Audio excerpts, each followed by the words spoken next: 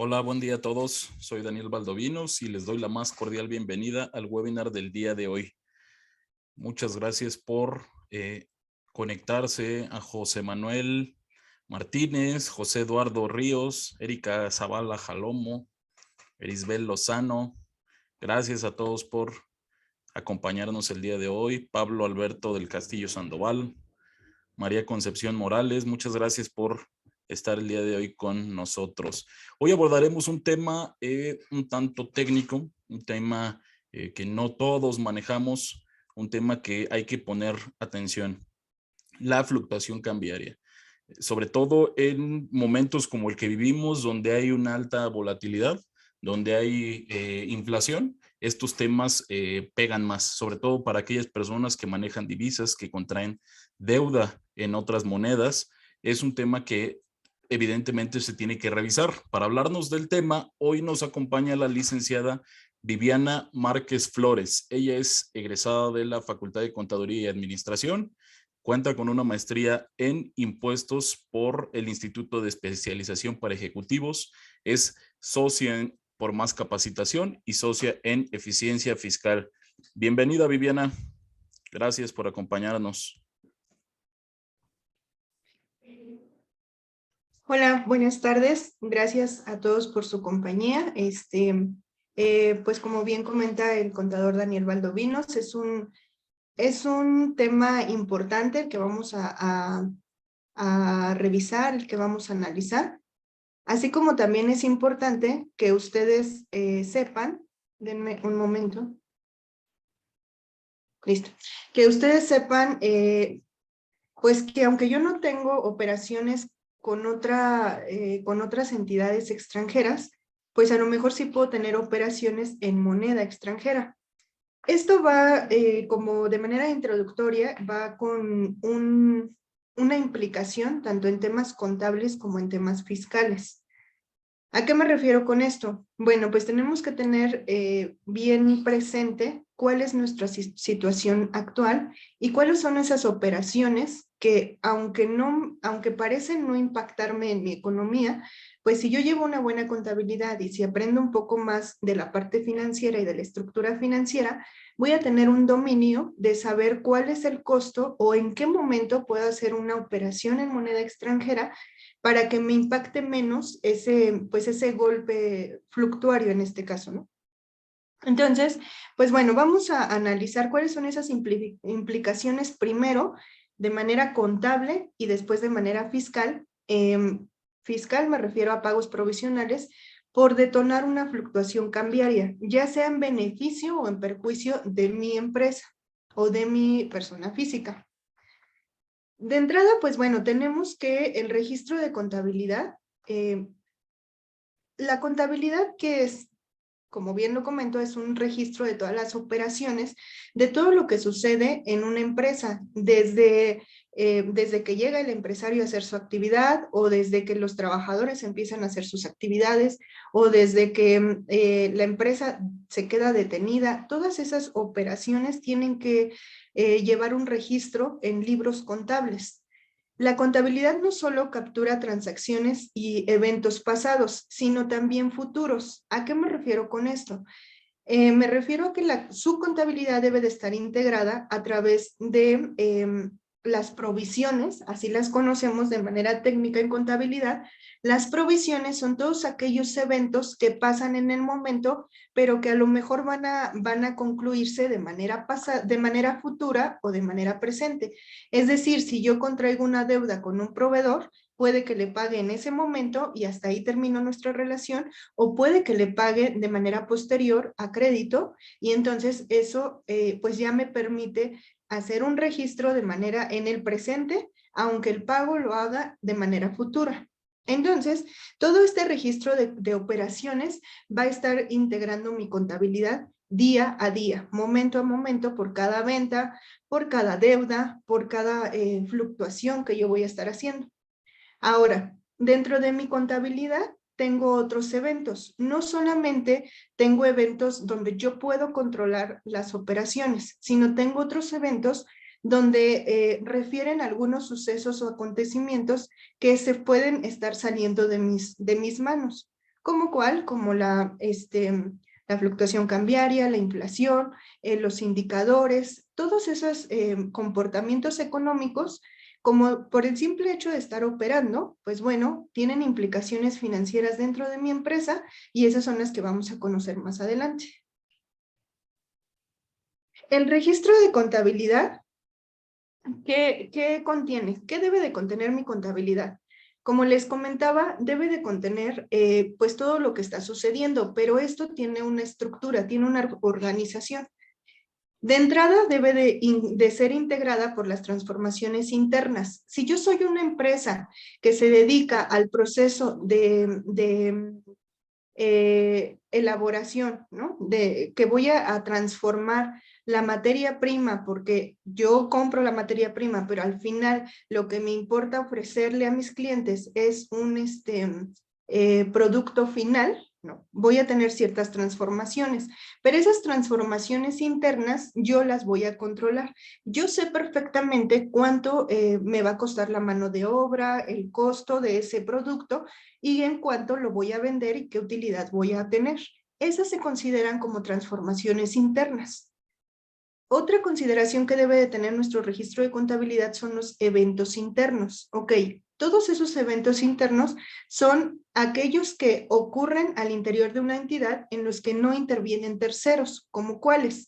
Bueno, pues, ¿qué pasa si dentro de esa transformación interna de un producto yo tengo una maquinaria y por el simple deterioro o por el simple uso, pues bien o esta maquinaria va a surtir un efecto negativo porque pues va a llegar el momento en donde ya no funcione de la misma manera y va a tener un deterioro por el simple uso o por el paso del tiempo. Todas esas operaciones que las conocemos en contabilidad como depreciación de activos se consideran como eventos internos. Ese nada más es un ejemplo, pero tenemos varios ejemplos que podrían encuadrarse en los eventos como eventos internos, en donde no precisamente interviene un tercero, pero sí me afecta económicamente en mi entidad. Por último están los eventos externos. ¿Cuáles son esos eventos externos? Bueno, estos eventos son aquellos que incurren fuera de la entidad y normalmente están fuera del control del empresario.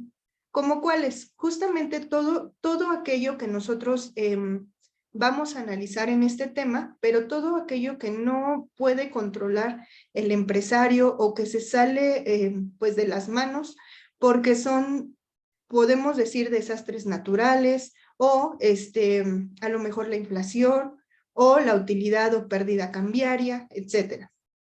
Por eso es que nosotros vamos a poner mayor énfasis en la contabilidad y en los efectos fiscales de estos eventos externos. ¿Por qué surgen o por qué me deben de interesar estos eventos externos? Porque al final sé que tengo que tener pues un fondo que soporte cualquiera de estos eventos externos, como lo es una pérdida cambiaria o como lo es, pues en este caso les comentaba yo, la inflación.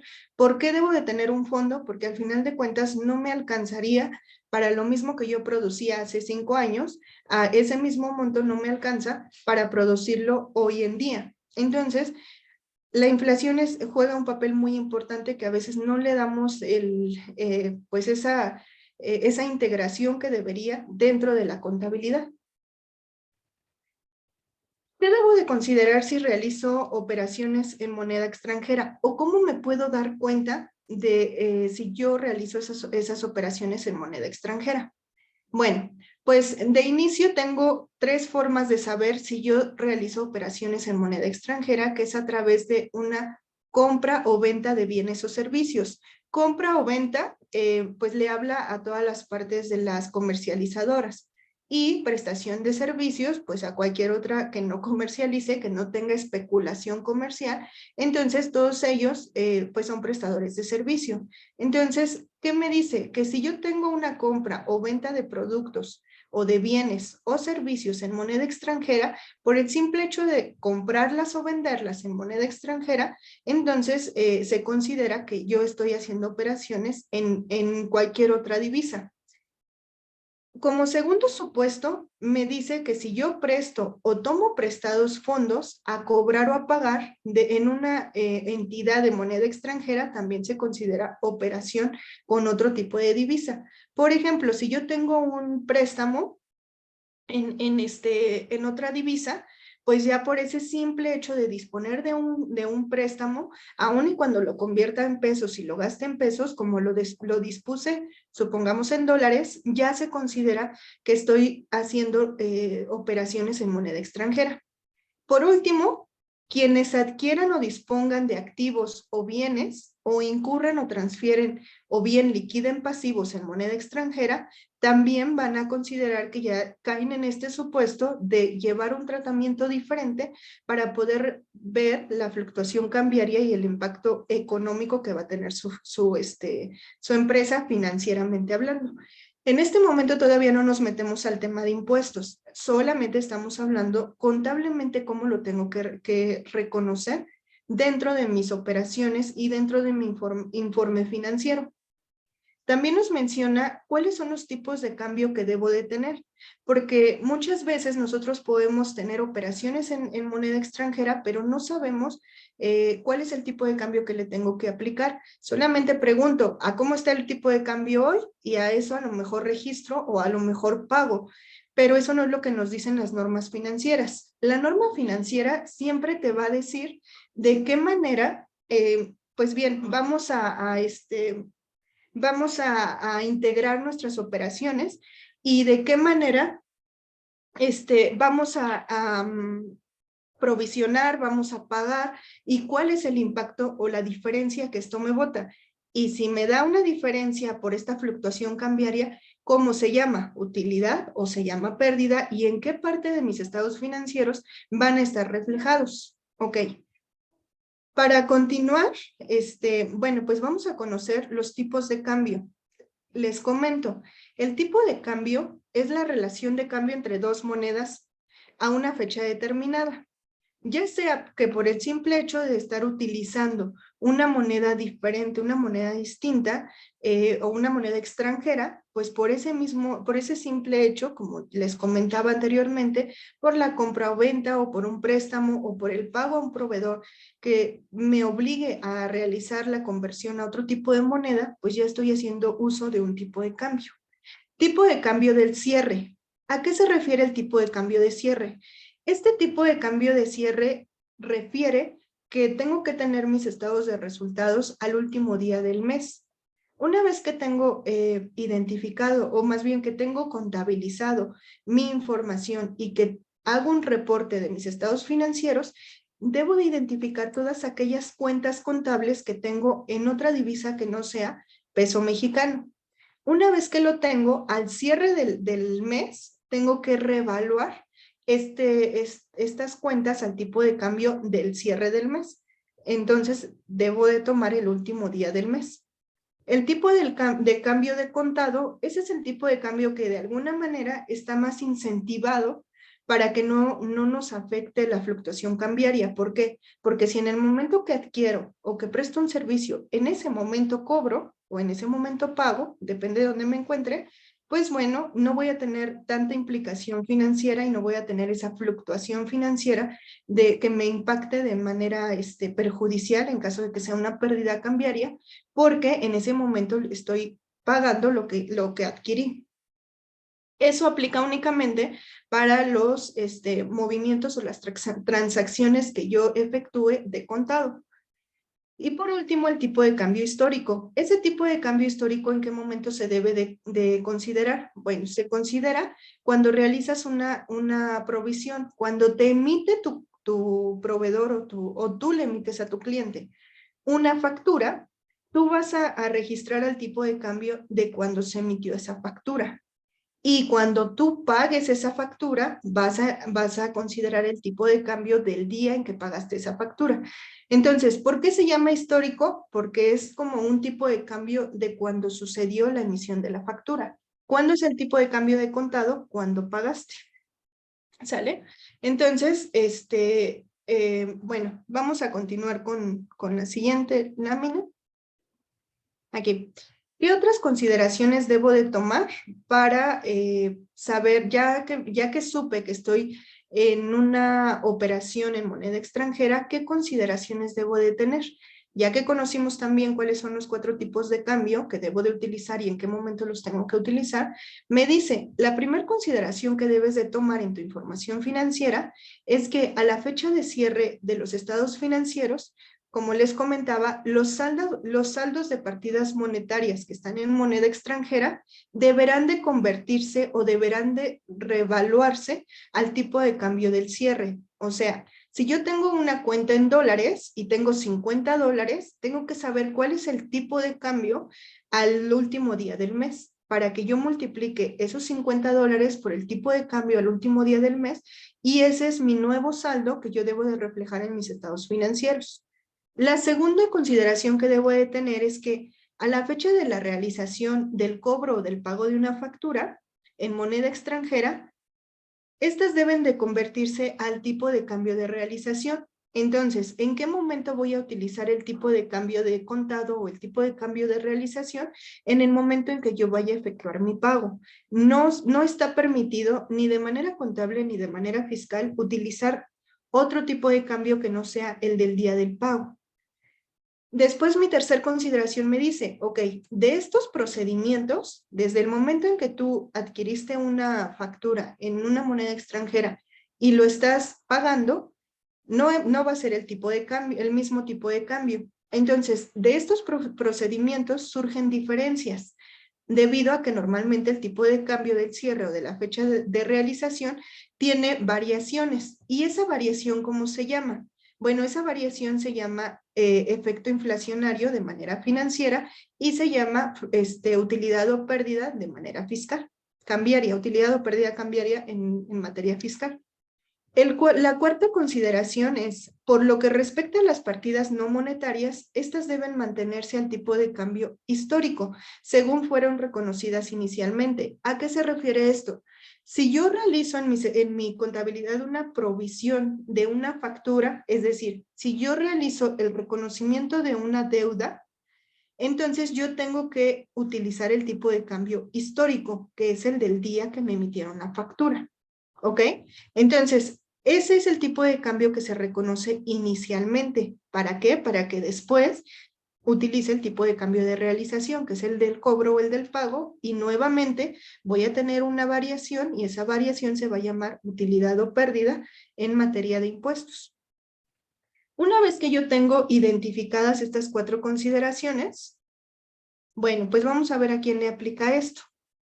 Si, ¿a quién le aplica el tratamiento que contabilidad me refiere o que las normas de información financiera me refieren? Me dice que las diferencias en cambios determinados, es decir, la utilidad o la pérdida cambiaria, se deberán de reconocer en el estado de resultado integral. ¿Esto a qué se refiere? En 2016 se hizo un detalle de cuáles eran las cuentas que impactaba o por qué se llamaba estado de resultados integral y por qué se dejó de llamar estado de resultados.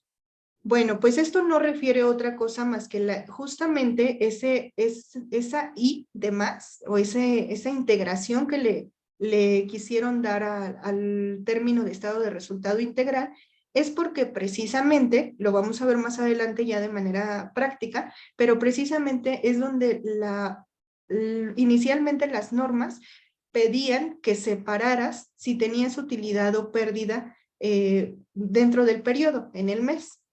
Entonces, yo ya sé que si yo provisioné un tipo de cambio menor al que pagué, entonces yo tengo una utilidad. O que si yo provisioné un tipo de cambio mayor al que pagué, entonces voy a tener una pérdida porque fue en perjuicio. Tuve que desembolsar más de lo que yo tenía planeado para que pudiera cubrir mi deuda a mi proveedor.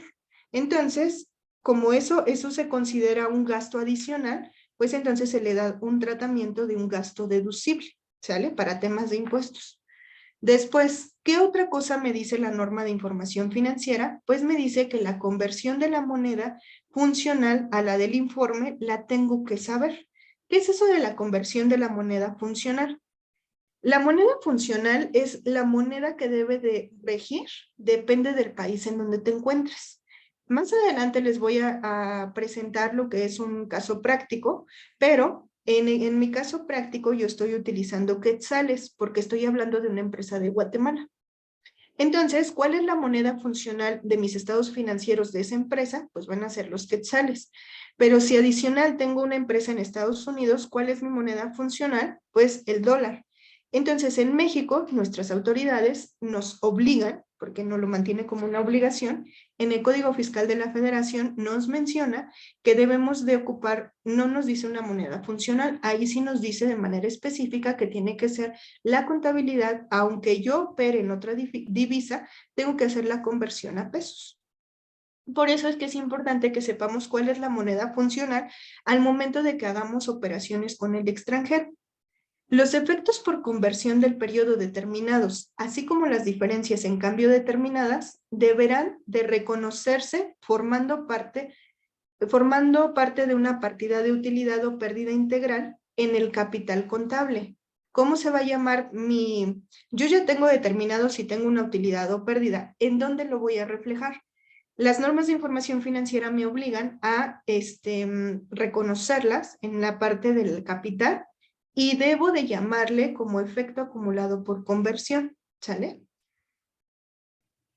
Aquí ustedes pueden ver de manera muy rápida que tenemos del lado, bueno, yo lo veo del lado izquierdo, creo que ustedes también, del lado izquierdo el estado de resultados y del lado derecho el balance general, en donde yo les pongo en un cuadrito en rojo, ¿cuál es la integración del resultado integral de financiamiento? ¿Qué cuentas comprende? Las cuentas que comprende la integración del financiamiento es los gastos financieros y los productos financieros. En un estado de resultados yo tengo que reflejar cuáles son esos eventos extraordinarios o otros eventos que me hicieron tener gastos financieros que no tienen nada que ver con mi operación, que no es un gasto general, que no es un gasto de venta y que tampoco es un gasto de administración. Entonces, ¿cómo se llama eso? Son gastos financieros. ¿Por qué son gastos financieros? Bueno, en este ejemplo que nos ocupa es porque tenemos una pérdida cambiaria y entonces eso no estaba en mis manos, no estaba no lo puedo controlar, no puedo controlar la volatilidad, la fluctuación, no puedo controlar esta fluctuación, pero sí la tengo que reconocer para saber si me benefició. Si me benefició, entonces va a estar dentro de unos productos financieros y si me perjudicó, entonces va a ser como un gasto financiero, ¿sale? Entonces, pues bueno, una vez que yo tengo integrada esta parte del resultado integral de financiamiento, ¿en dónde lo voy a reflejar en mi balance de comprobación? En mi balance general, lo voy a reflejar en el capital, en la parte del capital. Pero, si ustedes se dan cuenta, aquí en este ejemplo, y esto es algo que a nuestros clientes pues se lo hacemos de comentario y se lo corregimos. ¿Qué nos dice la norma de información financiera? Nos dice que debo de considerar el efecto acumulado por conversión. Entonces, yo tengo que detonar en esta parte del capital una cuenta en donde yo separe de mi utilidad o de mi pérdida esa utilidad o pérdida, pero cambiaria. No quiere decir que si no lo hago, pues ya estoy incurriendo en un delito, porque esto es contable, no fiscal. Pero sí quiere decir que yo no le puedo decir al empresario cuánto perdió o cuánto ganó por efectos económicos, por un INPC, por una inflación, por una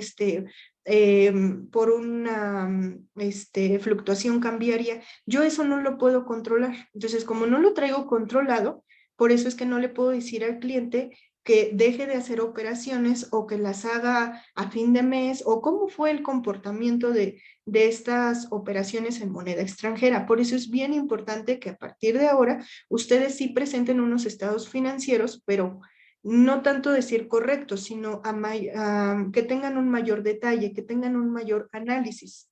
¿Sale? Bueno, ahora vamos a ver rápidamente un caso práctico. Aquí, ¿qué me dice? La mexicana, o sea, va a hablar de pesos mexicanos, la mexicana SADCB posee el 100% del capital de la Guatemalteca.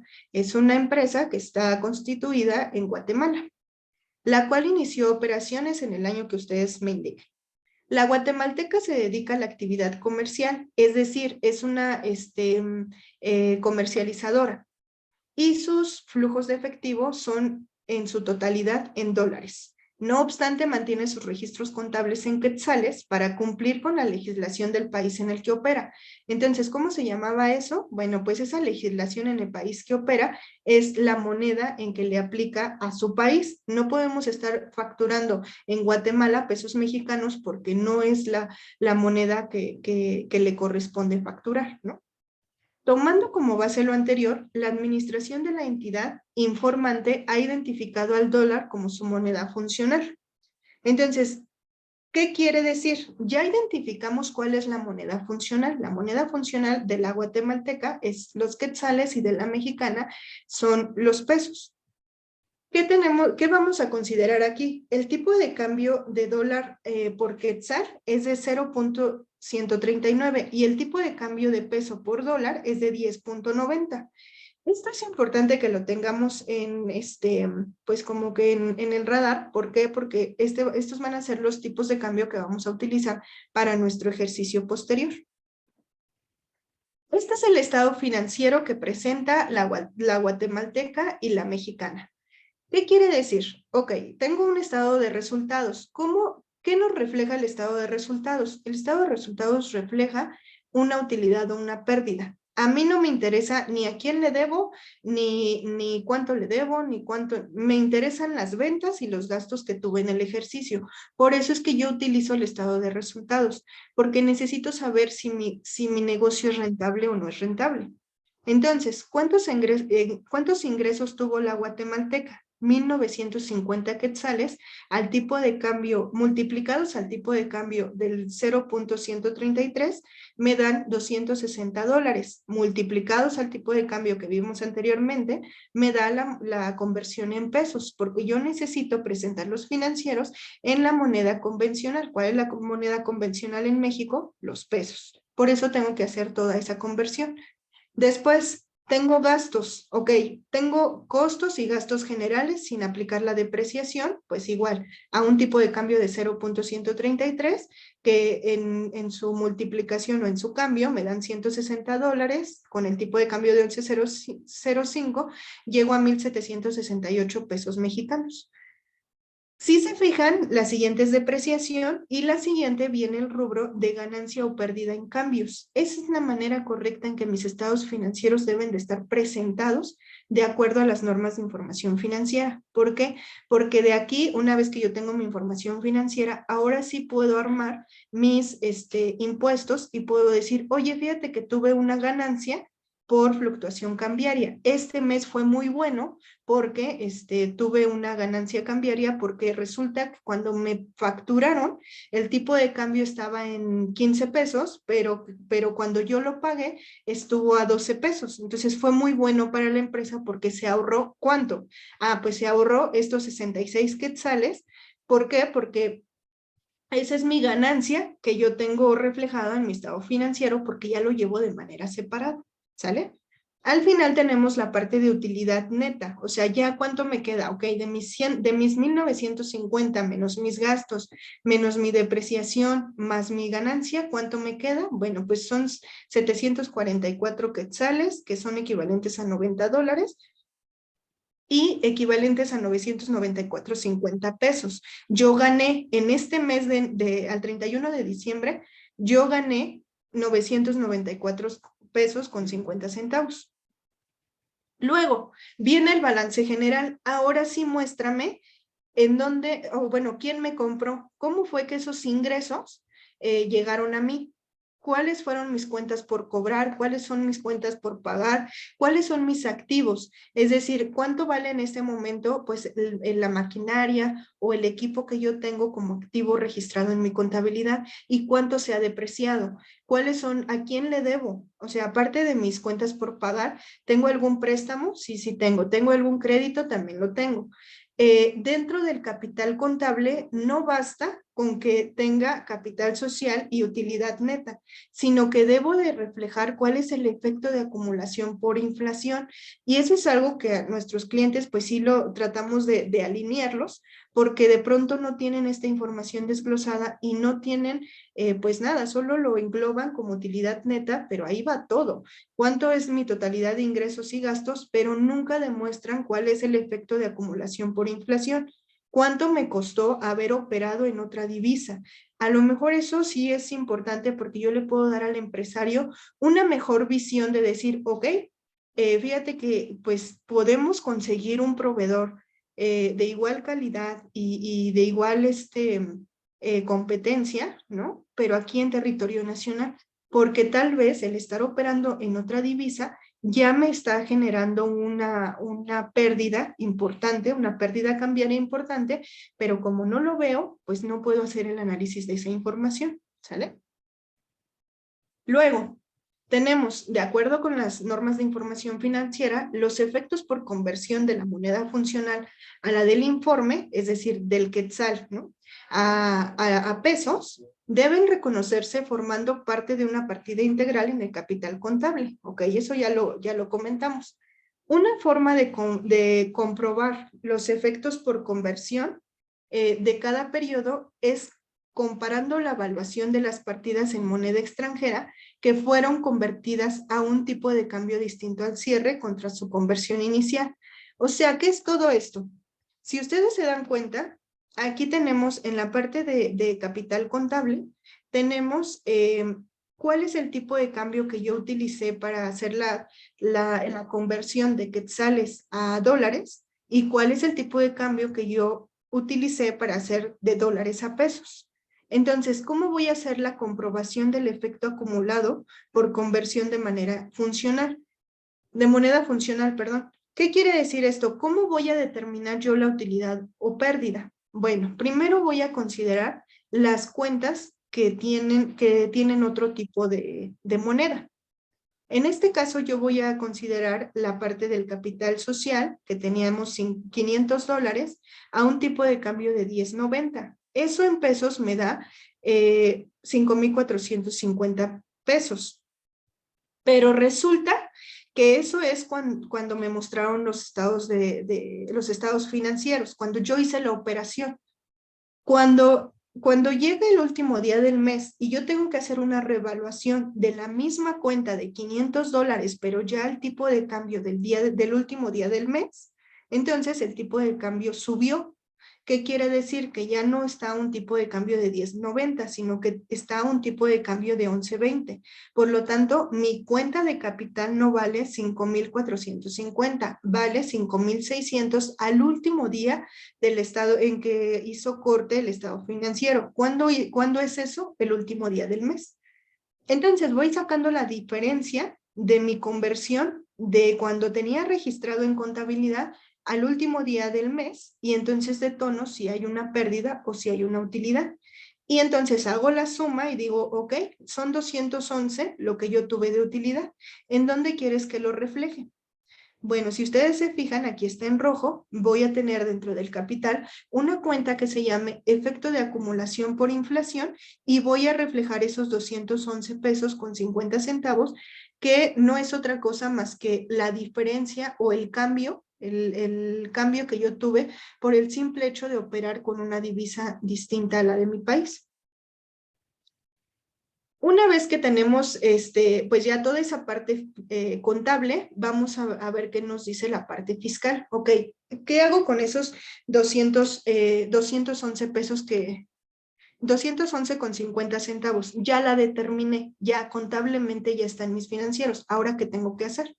Bueno, pues nos dice el Código Fiscal de la Federación que el tipo de cambio que yo debo de tomar para impuestos es para determinar las contribuciones y sus accesorios, es decir, ya para determinar el tema de impuestos, se considerará el tipo de cambio a que se haya adquirido pues la factura, ¿no? En el momento en el que salió mi factura, debo de darle un tipo de cambio. Entonces, ¿cuál es ese tipo de cambio que debo de agarrar? Debo de agarrar el de Banxico o el del diario oficial, pero siempre teniendo cuidado que el diario oficial va a ir desfasado un día. ¿Qué quiere decir? El día de hoy está publicado en el diario oficial un tipo de cambio, eso es verdad. Y lo está notificando Banxico, también es verdad. Pero el diario oficial trae un día de retraso, vamos a decirlo así. El diario oficial está publicando hoy el tipo de cambio de ayer. Entonces, ¿dónde es donde yo tengo que consultar el tipo de cambio del día? En la página de Banxico. ¿Para qué? Para que yo tome la consideración que me da el Código Fiscal de la Federación. Después, los días en que no lo publique, será cuál tipo de cambio debo de tomar. Bueno, pues debo de tomar el tipo de cambio publicado con anterioridad al día en que se causen las contribuciones. ¿Qué quiere decir? Que si yo necesito determinar el día de hoy y es sábado, ¿no? Y yo estoy tratando de hacer mi cálculo del tipo de cambio, el sábado no van a publicar nada. Entonces, ¿cuál es el tipo de cambio que voy a considerar para hacer esta evaluación o esta fluctuación el tipo de cambio del día anterior? O bien, si yo estoy calculando en un día festivo, pues ese día festivo no van a publicar ningún tipo de cambio. Debo de tomar el del día anterior, que fue el último que se publicó por parte de Banxico. Después, ¿cuál es la segunda consideración que debo de tener para que me marca el Código Fiscal de la Federación? Y bueno, más bien esto es en temas fiscales. Esto me lo marca en el artículo 8, la ley del impuesto sobre la renta. Me dice, se dará el tratamiento de intereses a las ganancias, y esto fue reforma para 2022. A las ganancias, esa palabra no existía en 2021 hacia atrás, solamente decía que se le daba tratamiento de intereses a ese cambio y a las pérdidas cambiarias, pero no mencionaba la parte de ganancias. La parte de ganancias fue incorporada a partir de este año 2022 porque la autoridad se dio cuenta que pues no reportaban los contribuyentes de manera correcta el ingreso por una utilidad cambiaria y por lo tanto pues no pagaban impuestos. Por eso es que cerró pues todo filtro que pudiera tener por parte de la ley y dice ahora el tratamiento se dará como intereses tanto a las ganancias o pérdidas cambiarias devengadas por la fluctuación de la moneda extranjera. Entonces, ¿qué quiere decir? Que si yo tengo una operación de moneda extranjera, y tengo una utilidad o tengo una pérdida, sí juega para impuestos, como un ingreso acumulable o como una deducción, como una pérdida dentro del ejercicio.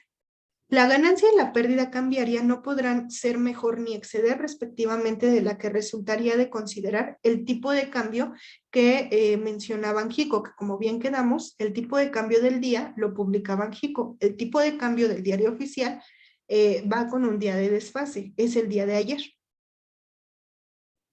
Para efectos de impuestos sobre la renta que tenemos, bueno, pues el artículo primero de la ley del ISR señala que las personas físicas y morales residentes en México están obligadas al pago de impuestos respecto de todos sus ingresos. ¿Qué quiere decir con esto? Sin importar de dónde provengan o la fuente de riqueza de dónde procedan, por el simple hecho de tener un ingreso, debes de pagar impuestos. Entonces ustedes me pudieran decir, bueno, pues resulta que yo no tuve un ingreso porque nunca me pagaron nada. O sea, es un ingreso que no es monetario. Efectivamente, de acuerdo a las normas de información financiera, nos dice que los ingresos no monetarios son todos aquellos otros eventos que no están controlados o no están dentro del alcance del contribuyente, ¿no? Entonces, ¿cuáles son esos? Como les comentaba al inicio de esta sesión, pues todos esos ingresos son el tipo de cambio, la inflación y todos los desastres naturales, algún incendio, alguna inundación, todo eso que no está dentro del alcance del contribuyente, bueno, pues todos esos. ¿Qué va a pasar? Sí tienen un efecto económico, ya sea positivo, ya sea negativo, pero si es positivo, pues ahí está presente la ley del impuesto sobre la renta porque señala que son los ingresos, sin importar si son en efectivo o no son en efectivo, tengo que pagar impuestos.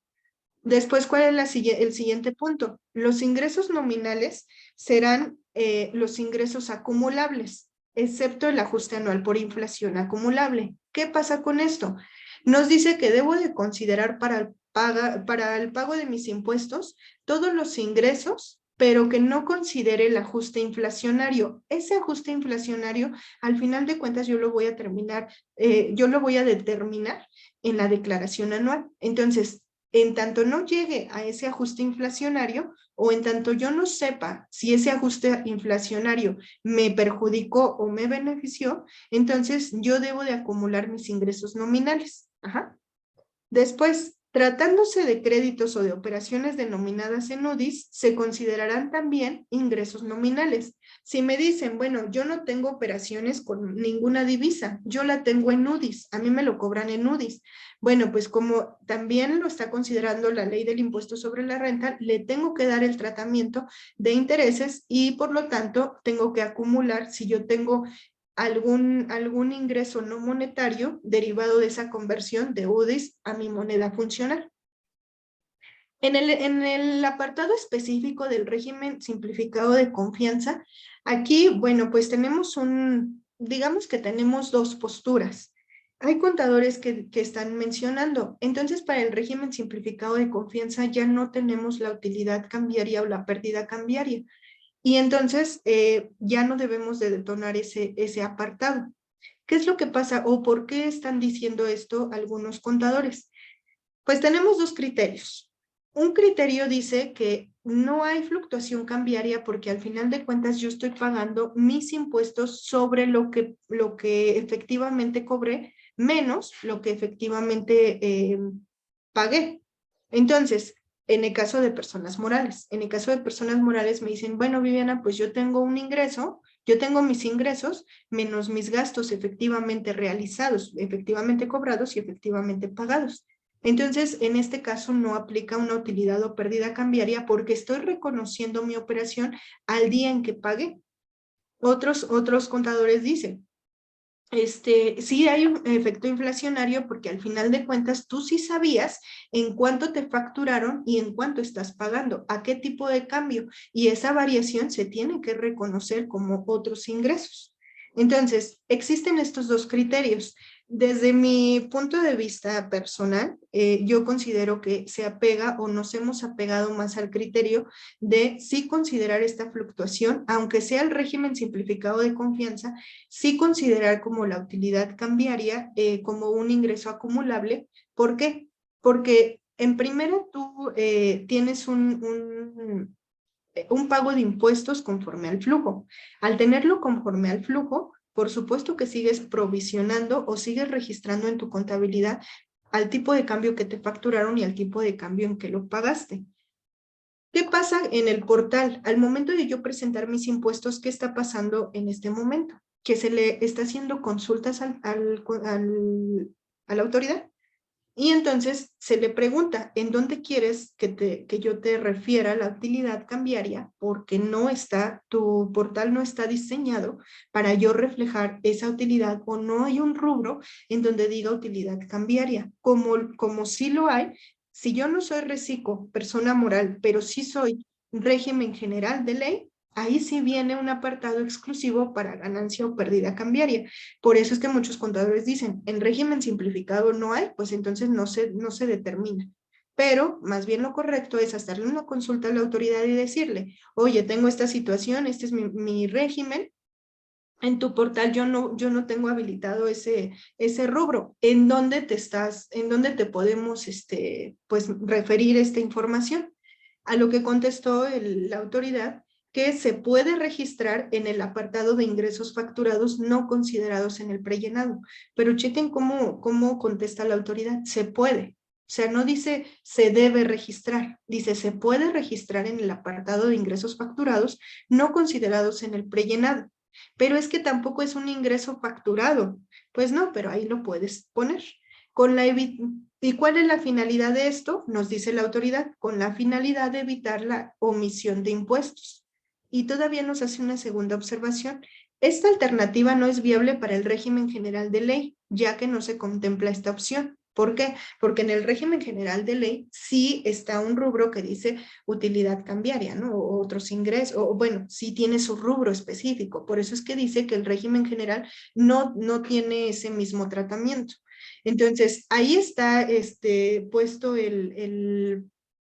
pues como tal el caso, ya lo que ustedes consulten con sus respectivos contadores o lo que ustedes apliquen de criterio como contadores, solo asegúrense que tienen todos los elementos necesarios para que si la autoridad les llegara a cuestionar esta situación, pues ustedes tienen todo el soporte para decir por qué sí o por qué no lo reportan como utilidad o pérdida cambiaria, o por qué sí o por qué no lo consideran dentro de ese apartado que dice ingresos facturados no considerados en el prellenado. Por último, pues bueno, ¿qué podemos deducir de esto? Que la fluctuación cambiaria es el movimiento en la paridad de la moneda de un país con respecto a otra entidad extranjera. Eso fue en temas de ISR. En temas de IVA, aquí es el segundo dilema que traen los contadores en este momento, y como contadores o como profesionistas de esta carrera, todos dicen, ¿y qué pasa con el IVA?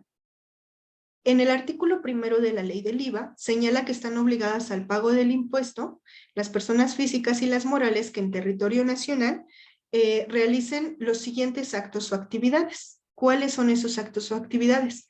Pues que enajenen bienes, ¿no? Podrían ser las comercializadoras, que presten servicios independientes, los profesionistas, un ejemplo, que otorguen el uso o goce temporal de bienes, cuando yo arrendo mi propiedad, ¿no? A un tercero, o cuando importe bienes o servicios. Bueno, pues si yo traigo a territorio nacional el producto del extranjero hacia territorio nacional, voy a causar este impuesto.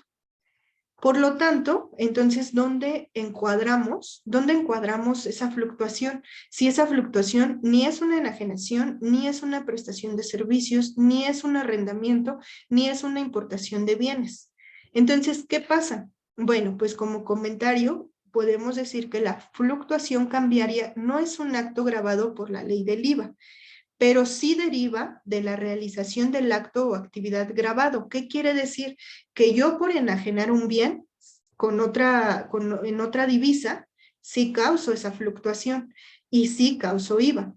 Que yo por hacer una prestación de servicios profesionales en otro país y facturar a otro tipo de moneda, sí causo esa fluctuación cambiaria y sí grava para IVA, en caso de que sea una utilidad. O una pérdida también. Solo que si es una pérdida, pues acredito mi impuesto, pero si es una utilidad, sí gravo mi operación para IVA. Y también cuando importo bienes, pues por el simple hecho de estarlo haciendo con otra entidad extranjera, pues ¿qué pasa? Que deriva o detona una diferencia cambiaria por el simple hecho de estar utilizando o de estar haciendo esta importación de bienes o de servicios. Por eso es que esto nos lleva, este es un segundo criterio o un segundo debate que tenemos que poner en la mesa para decir, a ver, tu contador, ¿cómo estás llevando las cosas? ¿Cómo estás llevando toda esa parte en contabilidad y cómo la pasas en impuestos? Si la vienes, si la vienes acumulando o si la vienes deduciendo, y dos, si le estás causando el IVA correspondiente o no le estás causando el IVA correspondiente, y por qué sí y por qué no. Como tercer punto es, en el caso específico de que dichos actos o actividades se hubieran realizado en moneda extranjera, pues se deberá de utilizar el tipo de cambio correspondiente de manera directa sobre el valor de dichos actos o actividades para evaluar la operación de que se trate. Como les comentaba, contablemente y también fiscal, debo de considerar el tipo de cambio que me señala en el momento en que yo adquirí mi producto, o en el momento en que a mí me emitieron la factura, y también en el momento en que yo efectúo el pago de la contraprestación, pues bueno, yo tengo que considerar el tipo de cambio correspondiente de manera directa sobre lo que me están enajenando o sobre el bien que me están, sobre el servicio que me están prestando. Por último, por ello, la variación en el tipo de cambio pues tiene un efecto directamente sobre el cálculo de impuestos que se traslade o que se acredite, según sea el caso, sin que exista, pues bueno, una obligación de reconocer alguna cantidad adicional por concepto de fluctuación cambiaria. ¿Qué quiere decir esto? Que pues yo no voy en materia de IVA, no voy a señalar que la fluctuación cambiaria agrava IVA. Simplemente voy a señalar que esto me impacta en impuestos porque al final de cuentas yo el IVA lo calculo sobre lo efectivamente cobrado y sobre lo efectivamente pagado. Por eso es que me impacta directamente en mi cálculo de impuestos que se traslade o que se acredite. Que se traslade si es una venta o que se acredite si es una compra. ¿Sale? Entonces, pues bueno, por último, nada más mencionarles que como antecedente, el Tribunal Federal de Justicia Administrativa hace algunos años se pronunció, algunos años estoy hablando del año 2013, se pronunció para decir que no se vale, es más, voy a leerlo tal cual para que quede un poco más claro. Dice, los ingresos nominales por concepto de ganancia cambiaria no procede disminuir la pérdida cambiaria, pues ello corresponde a una deducción únicamente aplicable para efectos de la determinación del impuesto sobre la renta anual, más no provisional. Entonces, desde aquí yo veo hacia dónde va pues esta pronunciación por parte de la autoridad. Me dice que no debo de netear la utilidad menos la pérdida y lo que me resulte pues será mi utilidad o mi pérdida cambiaria efectiva.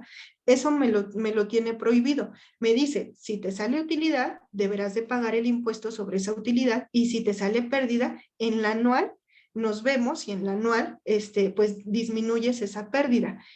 En un régimen general, eso es injusto porque me dice que si me sale utilidad, que yo debo de pagar el impuesto sobre esa utilidad, pero ¿cuándo? En el mes en que se está detonando esa utilidad. Pero en caso de que yo me vea en perjuicio por una afectación a mi patrimonio, que es una pérdida cambiaria, pues que esa no la debo de reconocer en ese momento, que la debo de reconocer hasta la declaración anual. Hoy con Reciclo, pues no, ahí me da la oportunidad tanto de considerar mi utilidad como ingreso nominal, menos mi pérdida como un gasto, ¿no? Como parte de mi gasto.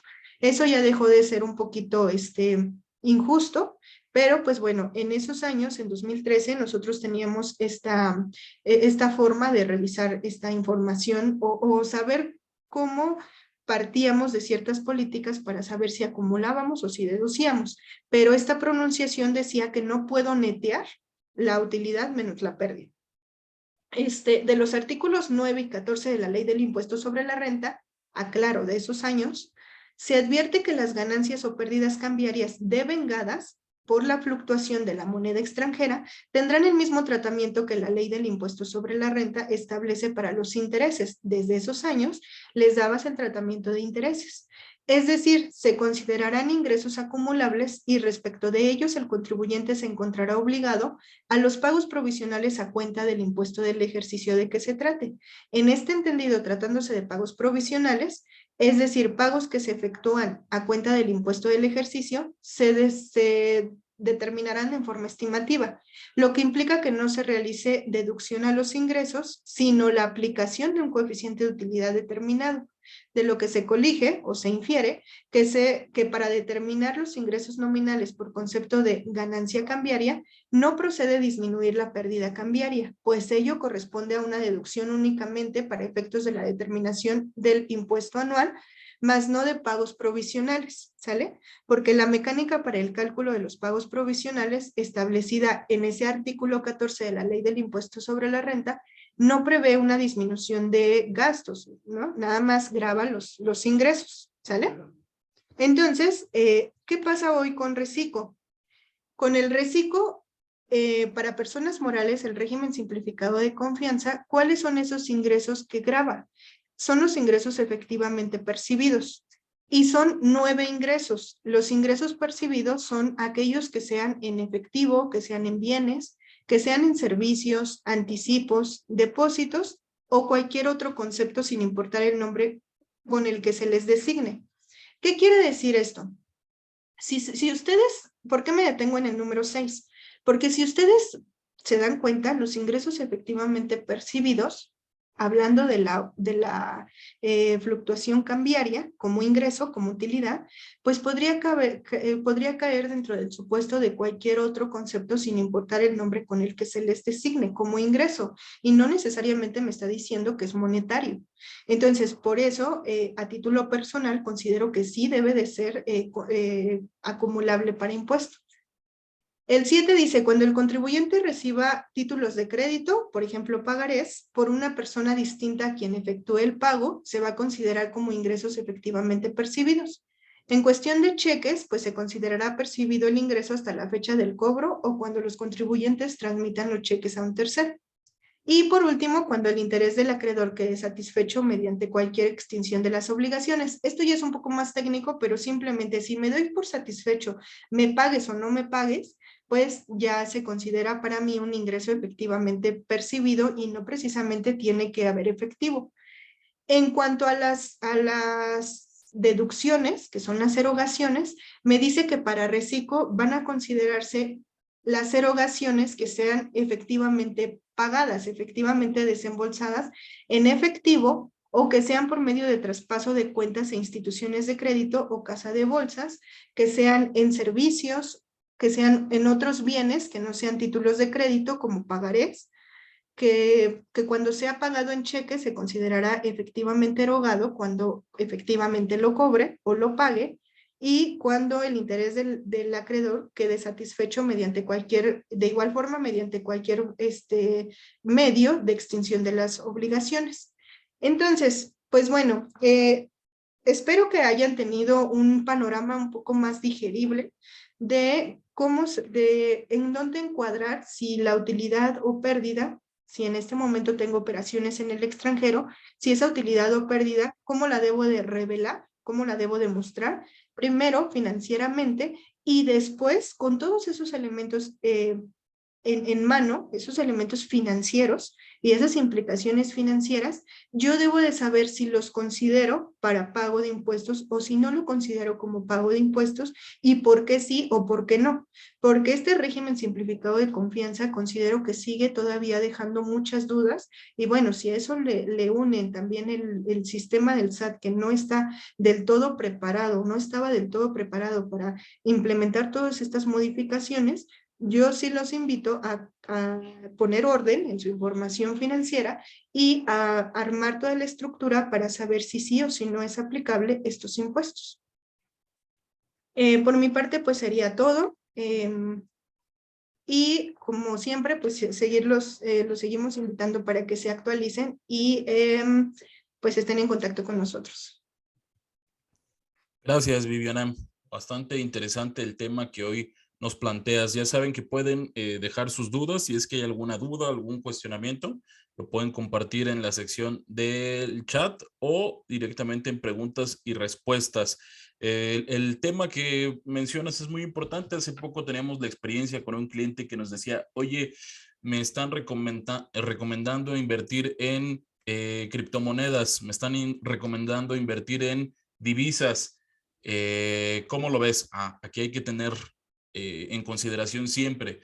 Es bueno porque quizá financieramente te trae utilidades, pero a la hora que tú comienzas con este tipo de operaciones, nacen nuevas obligaciones. Tienes que cumplir con determinadas obligaciones. Esto es el cálculo de la fluctuación cambiaria.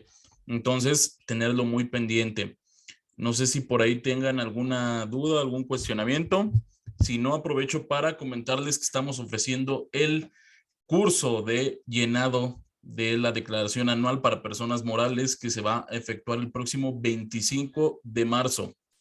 Ya saben que por haber participado en nuestros webinars tienen un descuento, entonces ahí está el precio promocional. También les estamos ofreciendo lo que son cursos en materia de Excel para todos aquellos que quieren profundizar sus conocimientos, que quieren ahorrar tiempo, que quieren conocer más a detalle la herramienta. Con todo gusto podemos ofrecerles un buen descuento. No sé si quieras agregar algo más, Viviana. No, pues de igual forma es nada más controlar, una invitación para que sí controlen, revisen su información financiera, revisen su tratamiento fiscal, qué tratamiento le están dando en este momento, cómo están presentando su información. Y pues bueno, cualquier duda, estamos a sus órdenes.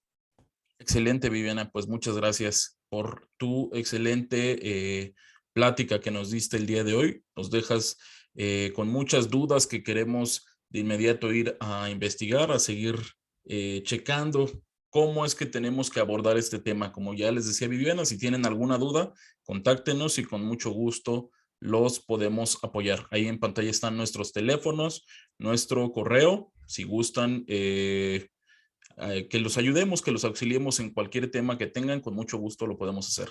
Pues por mi parte es todo. Les reitero mi nombre, soy Daniel Valdovinos y gracias por habernos acompañado. Gracias, Viviana. Hasta la próxima. Excelente día, hasta luego.